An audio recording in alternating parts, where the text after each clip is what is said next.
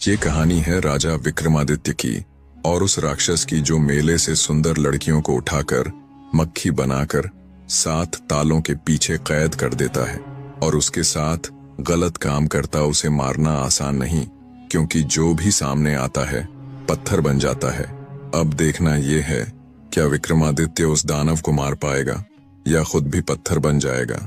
आज की कहानी उज्जैन नगरी से शुरू होती है। राजा विक्रमादित्य की नगरी उज्जैन में एक ब्राह्मण रहता था। वह समुद्री व्यापार करता था, दूर देशों में जहाज भेजता, माल लाता, सौदा करता। उसके 7 बेटे थे। 6 बेटों की शादी उसने धूमधाम से कर दी थी, पर 7वां सबसे छोटा बेटा अमन, उसकी शादी से पहले ही ब्राह्मण इस दुनिया को अलविदा कह गए। पिता के चले जाने के बाद जहाजों को किनारे लगाने, सौदे तय करने, घाटा नफा देखने, ये सारी जिम्मेदारी 7 बेटों पर आ गई। सभी भाई मेहनती थे, पर सबसे छोटा अमन सबसे प्यारा था। उसे न केवल अपने भाइयों का बल्कि अपनी भाभियों का भी अपार स्नेह मिला करता। सुबह व्यापार, शाम को घोड़े पर लौटते। जैसे ही घर पहुंचते, दरवाजे पर खड़ी भाभियां अपने पतियों को दाहिने हाथ से पानी देती और अमन को हमेशा बाएं हाथ से। यह एक परंपरा बन चुकी थी। लेकिन एक शाम कुछ बदला। अमन के दिल में एक सवाल उठा, भाभी हमेशा मुझे बाएं हाथ से ही क्यों पानी देती हैं? उत्सुकता ने सवाल को जन्म दिया और सवाल ने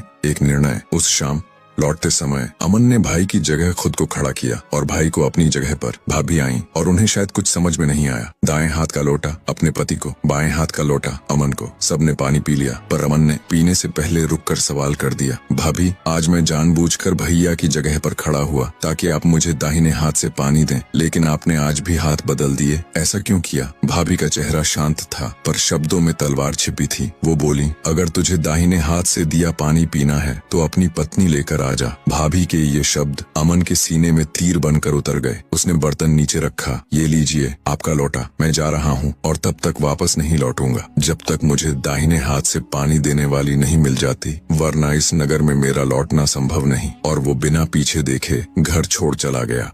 अमन लौटना तो चाहता था, पर अब उसका लौटना संभव नहीं था। भाभी के शब्दों ने उसके दिल में तूफान खड़ा कर दिया था। उसने पानी नहीं पिया, न पीछे मुड़ा, बस चल पड़ा अनजानी दिशा में। चलते चलते वह उज्जैन की सरहदों को पार कर गया और एक दिन पहुंच गया शेरगढ़। ये राज्य शांत था, सुंदर था, पर इसके राजा की आंखों में एक गहरा दुख था। उसके महल की एक खिड़की कई सालों से बंद पड़ी थी। वहाँ की राजकुमारी कनक अनुपम सौंदर्य की मूरत थी, पर एक असाध्य रोग ने उसे छू लिया था। वो हमेशा अचेत रहती, मानो नींद की कैद में हो। राजा ने सारे वैद्य, हकीम, ओझा आजमा कर देख लिए, पर न कोई निदान मिला, न चैन। आखिरकार राजा ने एक